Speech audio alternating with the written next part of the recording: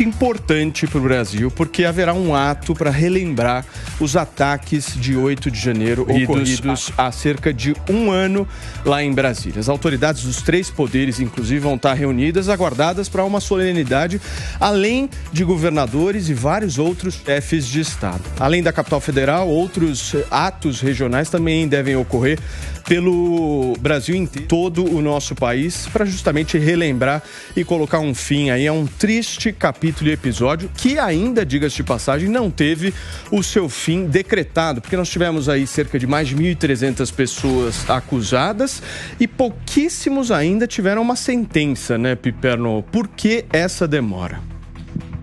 Olha, Paulo, não são processos fáceis, né? A gente sabe que tem muita coisa com várias ramificações aí sendo julgadas, investigadas, mas independentemente da gente até aqui ter visto muitos ou poucos condenados, e aliás tem um monte aí que aguarda inclusive uma espécie de um acordão aí, vão pegar penas menores e tal, mas que são aquelas pessoas que têm as acusações mais leves, é importante que essas investigações também cheguem em figuras mais parrudas, mais graúdas.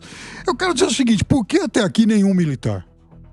Essa turma ficou acampada lá em frente aos quartéis por mais de 2 meses, né? À frente dos quartéis, uma área de segurança nacional foi praticamente a morada de milhares de pessoas durante esse tempo todo. Então, para não me alongar muito, eu volto a perguntar, onde estão os militares nessa história? Agora, se a gente analisar, doutor Acácio, a gente teve apenas condenações aí do que a gente pode dizer de peixes pequenos nessa história, né? O que está faltando? Paulinho, é uma questão de prova nesse momento. Acho que o Supremo fez uma opção. Primeiro, foram julgados e ainda estão sendo julgados aqueles que tinham uma amplitude, uma quantidade maior de provas e, como o Piperno disse, os financiadores, os mentores intelectuais, para que se chegue neles é um pouco mais complexo. E, obviamente, todos nós, sem exceção, conhecemos o ritmo do nosso poder judiciário no Brasil. Então não é fácil alcançar essas pessoas, se é que elas serão alcançadas. Então é por conta disso que esse processo se alonga há um ano, e para quem atua no dia a dia do judiciário, um ano não é quase nada. Há todo um simbolismo nesse processo, mas ele ainda está até rápido. Você acha que está até rápido? Exatamente, ele está bastante rápido por conta do simbolismo. Verdade seja dita, especialmente aqueles primeiros condenados, o Supremo tratou aquilo de forma simbólica, como uma resposta para a sociedade. Então esses primeiros julgamentos foram rápidos, mas eu acho que os próximos não serão. Agora, vale destacar também, eu falei das poucas condenações, mas não teve nenhuma absolvição, Diogo. Nenhuma, e nem parece que vai ter tão cedo, né? Porque as pessoas que estão sendo julgadas por questões muito semelhantes umas às outras. Então não consigo imaginar que vai aparecer lá alguém de maneira muito diferente. Mas a minha pergunta também é se os peixes graúdos vão ser condenados, vão ser julgados e condenados, descobertos, julgados e condenados. E uma coisa eu queria comentar também, Paulo. Eu vejo muita gente reclamando, mas que coisa, que penas duras. Eu que sempre reclamei de gente que invade qualquer lugar, que quebra banco, que quebra loja, que quebra residência, que interrompe estrada, eu posso dizer que eu acho que está certo ter empreendido as pessoas. Eu diria que o que eu quero é que o que aconteceu com essas pessoas, as condenações que aconteceram com elas, firmes, na base de 50%, 60% da condenação máxima, acontecesse com todos os criminosos do Brasil, para que a gente pudesse realmente ter tranquilidade para andar na rua. Agora, Mário, se a gente analisar, o presidente Lula está dando um foco muito grande nesse evento de amanhã, que vai acontecer à tarde lá no Congresso Nacional, justamente para reunir toda a nata política brasileira. Você acha que ele está certo nessa estratégia? Eu acho que, do ponto de vista dele, sim. Mas eu acho que, na verdade, é para você deixar claro que isso era uma atividade política de um golpe, coisa que eu discordo. Então vamos fazer um ato político bem grande, juntar todo mundo que luta pela democracia, e vamos fazer com que seja o ato dizendo aquele eram golpistas. E aí eu tenho lá minhas dúvidas, sabe? Porque foram presos mais ou menos 2.000 pessoas, 200 e poucas no ato, as 1.800 restantes no acampamento. Por isso que as coisas são complicadas. Não teve absolvição, mas já teve soltura de algumas pessoas que conseguiram, os inquéritos não resultaram em provas que levassem aquelas pessoas a terem participado daquele evento. Muitos de tornozeleira, inclusive. Alguns assim. Então, ou seja, pode não ter havido uma absolvição, mas o fato de não ter a continuação do processo, ao meu entender, é uma absolvição também. Né? Agora, ali eu acho que tem uma mistura de gente que estava lá ideologicamente mesmo, querendo, torcendo para que aquilo tivesse uma retomada do regime militar e tal. Eu não tenho dúvida disso, que tinha gente assim, tinha.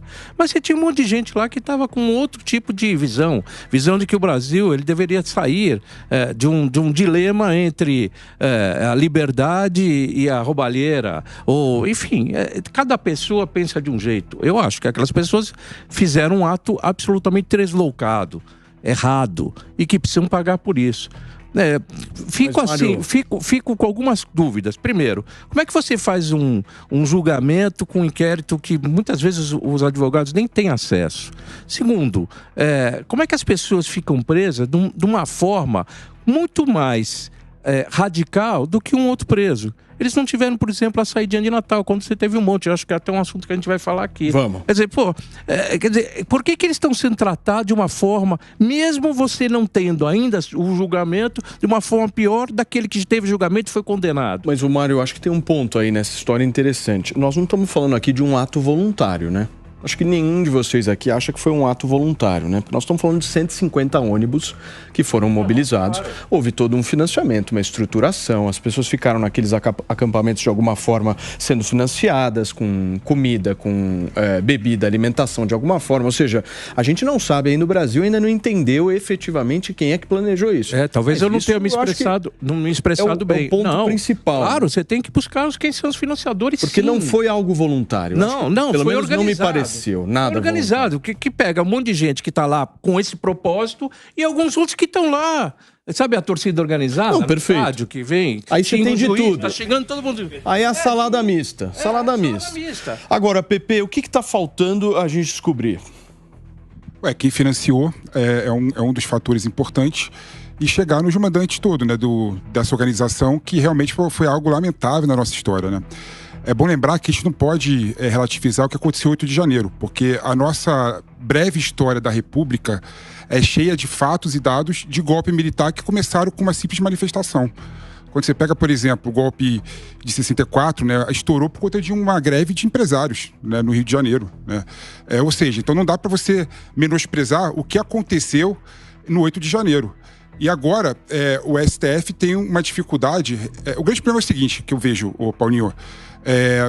Eu discordo de grande parte da análise que fala que o STF seria incompetente para julgar o caso. Por que eu falo isso? Porque existe um princípio de direito chamado contempt of the court, né, que significa que a Corte Superior tem que ter o direito de se proteger. Então, como a Corte do Brasil foi invadida, não é, eles têm que ter instrumento para se autodefender, para evitar novas invasões e ter o poder dissuasório, né, e pedir invasões futuras. Mas o grande problema é que o STF não tem estrutura institucional para julgar 1.500 casos. Essa é a verdade. Não é? Então, quando você pega, por exemplo, o processo das pessoas do 8 de janeiro, teve vários atos arbitrários, como, por exemplo, a audiência de custódia não foi feita em 24 horas. Se o Estado não tem condição de fazer a audiência de custódia em 24 horas, que liberte as pessoas. Então, tem vários casos desse que foi, na minha opinião, ilegal, que aconteceu no Supremo Tribunal Federal. E o que o STF está fazendo para resolver essa questão, junto com a Procuradoria-Geral da República? Começou a fazer um pente fino, tentando fazer acordo de não persecução penal para liberar mais da metade dessas pessoas, né, que tiveram uma atuação muito menos inflexiva do que as pessoas que realmente depredaram os prédios públicos no ato antidemocrático de 8 de janeiro. Então isso tudo vai ajudar a reduzir um pouco a quantidade de processo e o Supremo Tribunal ficar realmente naqueles casos, aí eu vou concordar com o Mário Covas, né, naqueles casos que daria para você identificar a individualização da pena, que realmente contribuíram de forma dolosa para o ato de 8 de janeiro. E mais do que isso, o mais importante é a gente chegar nos mandantes desse ato, né? E dos financiadores, não só os mandantes, financiadores também. São cerca de 40 financiadores que já foram... 40 financiadores, e tem uma cúpula, com certeza, né, que organizou tudo isso e mobilizou essa massa, na nossa frágil democracia. Aí eu volto ao que eu coloquei no começo.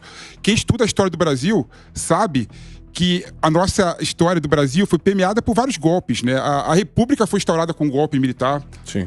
Depois teve mais golpe do Marechal Deodoro da Fonseca. PP, aquele episódio, sempre foi assim, golpe atrás de golpe. O episódio do 8 de janeiro, talvez as pessoas elas falam aquilo ali foi uma tentativa de golpe. Eu não acho que o 8 de janeiro foi a tentativa de golpe. Aquilo ali fazia parte de um grande plano. Mas não depois do 8 de janeiro haveria golpe. Ali eu acho que era uma tentativa, de alguma forma, de mostrar a desestabilização da democracia e aí sim, talvez, o Poder Executivo ter a prerrogativa de falar, olha, não dá mais, eu vou ter que agir. Eu acho, pelo menos a minha percepção que eu tenho do caso foi essa. E a sua, Ricardão? Paulinho, eu acho que o que você falou agora é o que representa o meu pensamento, sim. Eu acho que foi organizado, mas eu gosto de dizer semi-organizado, porque, de novo, se fosse uma organização, como tem narrativas que dizem que era para dar um golpe, foi muito mal organizado. Que cúpula intelectual de pensamento é essa que organiza um movimento todo desse num domingão? Então, acho que pode ter sido semi-organizado. São centenas e milhares, talvez, grupos de WhatsApp aí, e cada um de nós talvez já tenha recebido alguns comunicados completamente malucos. Então, tem todo tipo de gente lá, como o Acácio falou, que eu concordo, gente que talvez tivesse uma intenção X, gente com intenção Y, isso descambou para uma invasão e um quebra-quebra generalizado nos 3 poderes, as pessoas têm que ser penalizadas. Acho que alguns financiadores já estão, inclusive, enquadrados aí, cerca de 40 deles, talvez a gente tenha mais.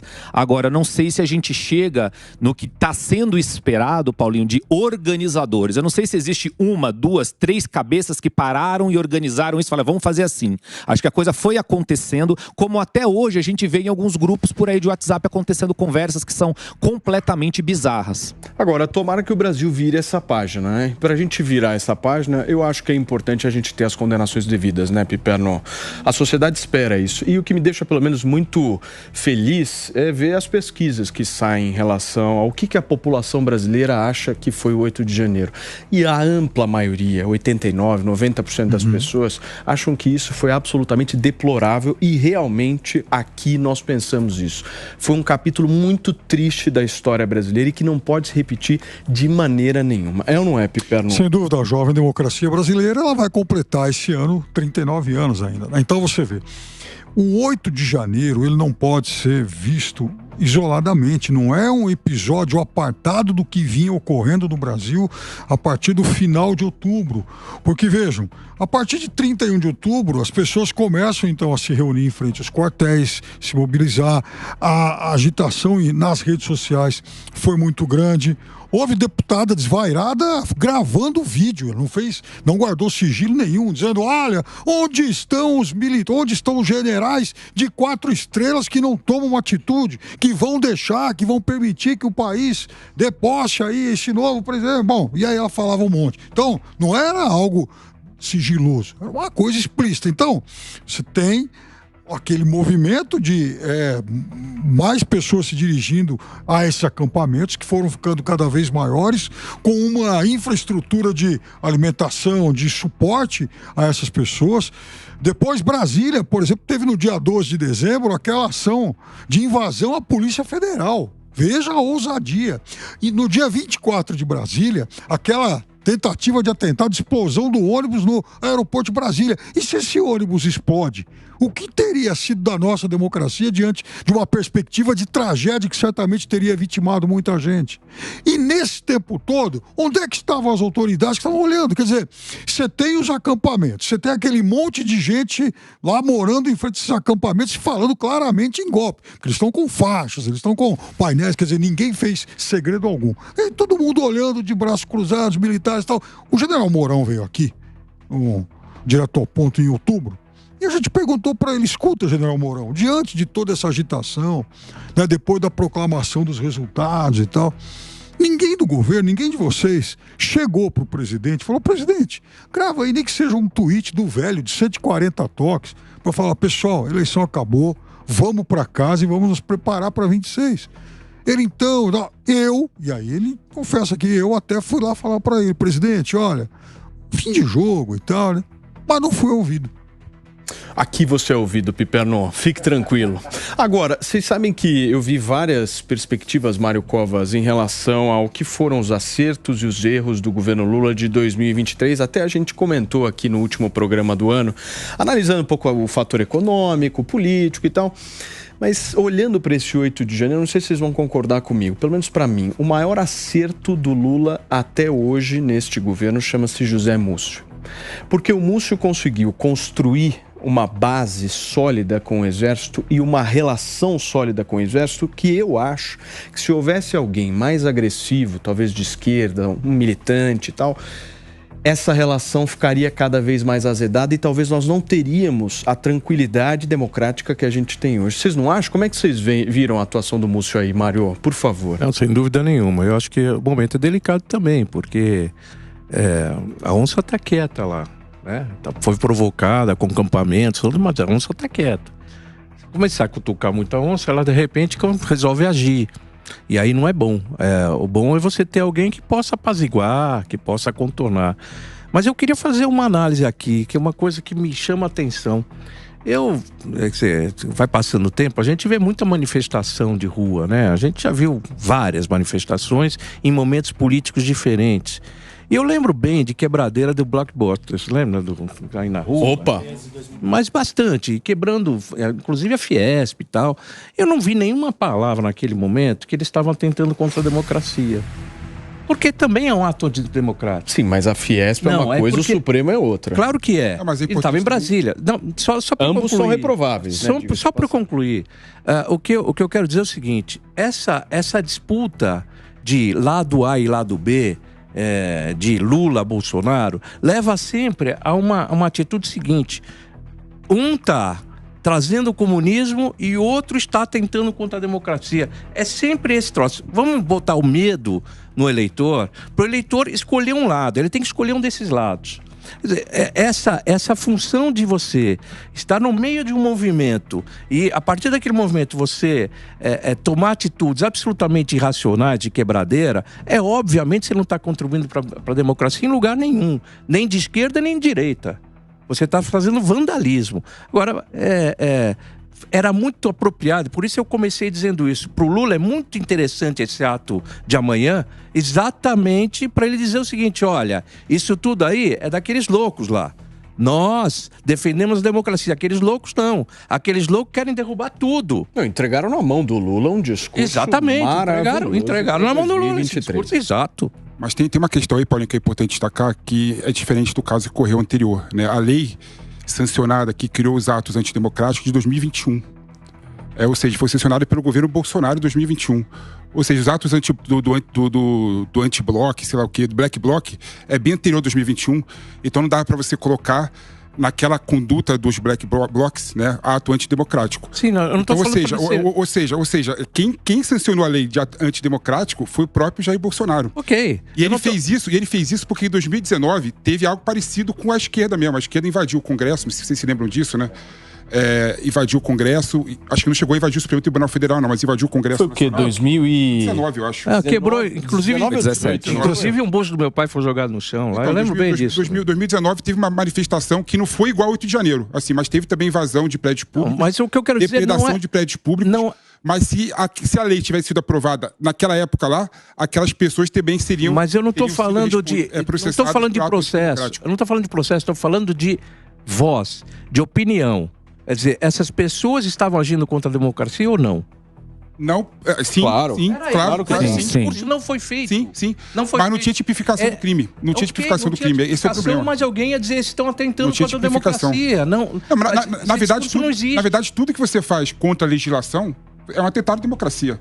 Qualquer crime que você faz é um atentado contra a democracia. Mas nós tivemos aí 4 anos de Bolsonaro que naturalmente se criou um espírito que talvez pudesse estar escondido, certo, Ricardo? Certo, eu acho que contribuindo com o que o Mário falou aqui, que eu concordo, pegando um paralelo do que aconteceu nos Estados Unidos, por exemplo, quando o Biden tentou fulanizar, ou seja, atribuir ao Trump, a opinião pública ao longo do tempo foi alterando, foi mudando. Isso foi bom conecta com o que o Paulo falou do Múcio, e foi importante que ele tenha colocado, concordo com a tua fala, Paulinho. O Múcio apanha muito. Apanha muito, mas ele consegue articular bem ali entre a cúpula do Exército, inclusive pros não é comemorações a palavra correta, mas enfim, para os atos de amanhã que vão acontecer, muitos da cúpula militar conversaram com o ministro sobre a possibilidade ou não de ter realmente que participar. Enfim, ele tem uma articulação e tem conduziu ao longo de 2023 muito bem essa articulação para que o Exército fique onde está, cumprindo o seu papel, e para que a democracia continue. O que nós esperamos que não aconteça amanhã é que ao longo de 2023, isso foi pouco, espero que não aconteça amanhã, é que se comece a se fulanizar essa discussão do 8 de janeiro. Foi um atentado contra a nossa democracia, ninguém quer isso, mas não podemos fulanizar isso, para não acontecer o que aconteceu nos Estados Unidos.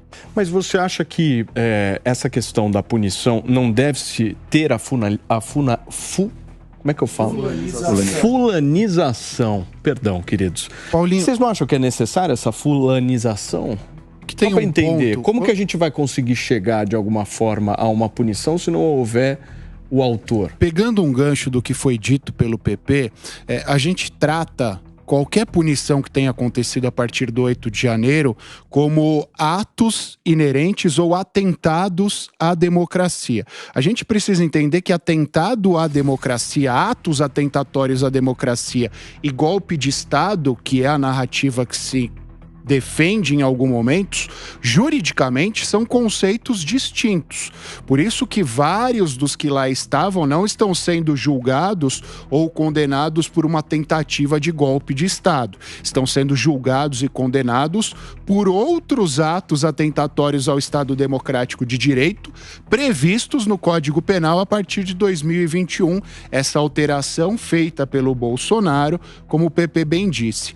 E é importante que se frise, essa lei, essa alteração de 2021 surgiu por duas razões. Primeiro, nós aplicávamos a Lei de Segurança Nacional, que é de 76, do auge da ditadura militar, e havia toda uma discussão sobre a sua constitucionalidade ou inconstitucionalidade, e também a partir principalmente de atos praticados pelo MST e daquela invasão no Congresso em 2019, muito se discutia se movimentos sociais ou movimentos equivalentes aos sociais poderiam ser tratados como entidades terroristas ou não. E a partir disso surgiu a Lei de Crimes contra o Estado Democrático de Direito, que é aplicada nesse momento. Pediu, Diogo?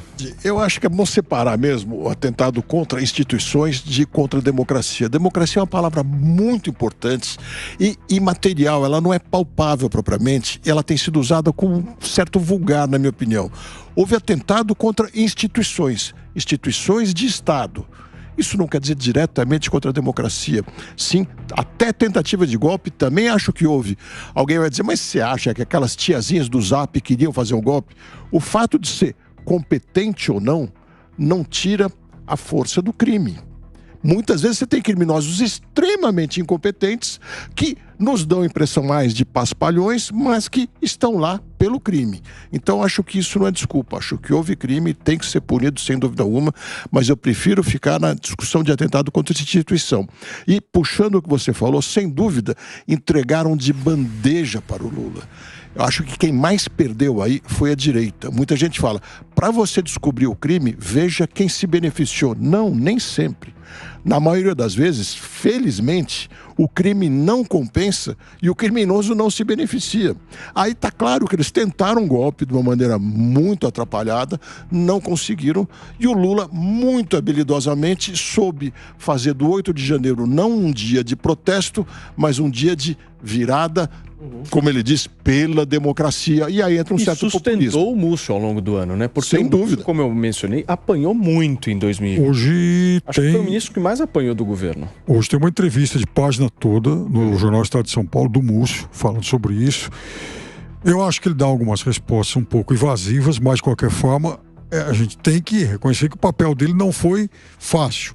E não vamos também ignorar o fato de que logo após o 8 de janeiro, duas semanas depois, caíram o ministro do Exército e também um general que comandava lá, enfim, o Planalto. Exatamente, caíram os dois. E naquele momento, na transição do dia 8 para o dia 9, eram 2 militares, 2 ministros, militares de alta patente, 2 ministros importantes, que de certa forma eles coibiram uma reação mais forte direcionada àquelas pessoas que estavam nos acampamentos. Eles impediram, o general Dutra impediu que as outras forças de segurança entrassem nos acampamentos, aludindo inclusive a possibilidade de um banho de sangue e tal. Mas assim, vejam, o fato é que uma tentativa de golpe, ela não é uma aventura de um dia só.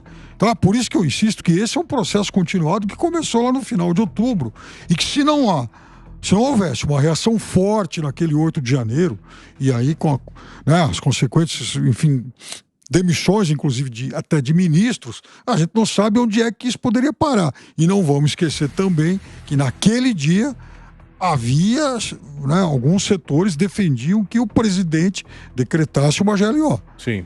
Ou seja, e o Lula foi seria contra. O quadro... Né? O Lula foi contra. O Lula foi contra. Não queria de jeito nenhum, inclusive aconselhado pela esposa. Exatamente. A primeira-dama Janja teve um papel ali fundamental para convencimento de que não, GLO... E o Múcio hoje, nessa entrevista, porque o Múcio muitas vezes foi acusado de ser um dos autores desse pedido, ele falou, eu não, alguém atrás de mim gritou lá, GLO e tal, e o presidente falou de jeito nenhum. Mas o Múcio tá no papel dele, né, Piperno? Eu pelo menos vejo assim, eu acho que cumpre à risca o papel dele, que é justamente não gerar problema com as Forças Armadas. E ele consegue fazer esse meio de campo muito bem feito, PP, pelo menos ao meu ver. 2023 eu acho que poderia ter sido muito pior no que se refere a esse relacionamento. Não, com certeza. O Múcio é um político muito carimbado, né? Ele é pacificador. E quando o Lula assumiu o governo em 2023, quando ele nomeou o Múcio saiu do Tribunal de Contas da União. O Múcio tinha um cargo vitalício no Tribunal de Contas da União e o Lula pediu para o Múcio assumir o Ministério da Defesa, não é?